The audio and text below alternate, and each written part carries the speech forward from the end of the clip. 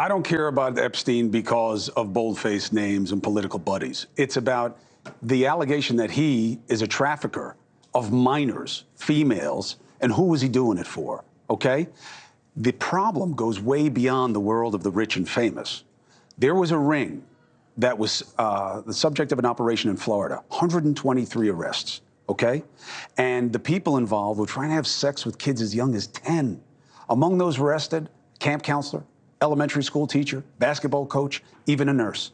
Scumbags come in like every flavor of humanity there is, okay?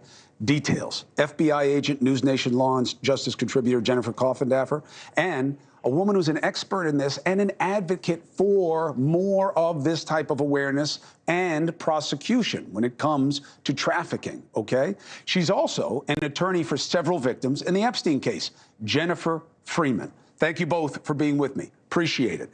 So first, on the nuts and bolts side of this, Coffindaffer, how much of trafficking of minors like this is going on in America? It is widespread, Chris. I just looked up the statistics today, 199,000 individuals right now. And that is really, I think, a very low number because of the manner of reporting. It's just not ever going to encompass everybody. And when you look at how they did this, what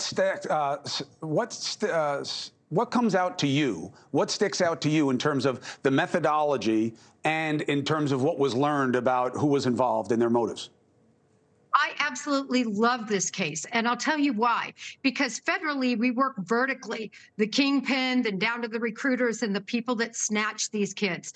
But this is the kind of case that goes horizontally. In other words, these are the Johns, and I'm going to call them in this case the pedophile Johns, that were involved in seeking out young girls.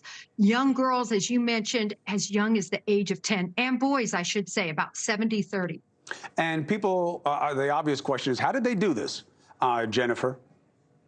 Well, they did this through undercover operations. Specifically, they would contact via the web individuals and pretend to have young children to offer for sexual favors.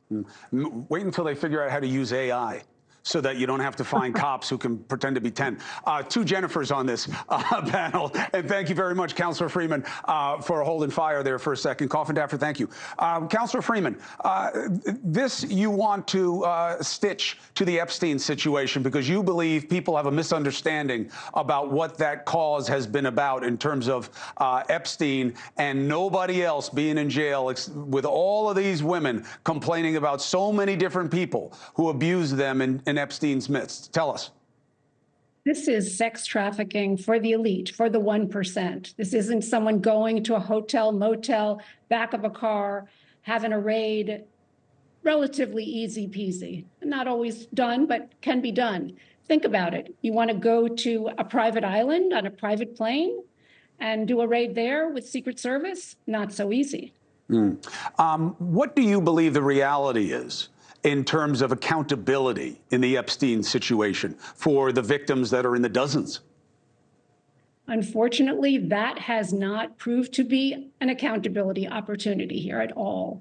What's been going on is who's in jail? There's one person in jail, and she's female. What about all the other Johns? Hey, thank you for watching. Please go to newsnationnow.com, newsnationnow.com, and you can find NewsNation on your television provider. And don't forget to click the red subscribe button down below.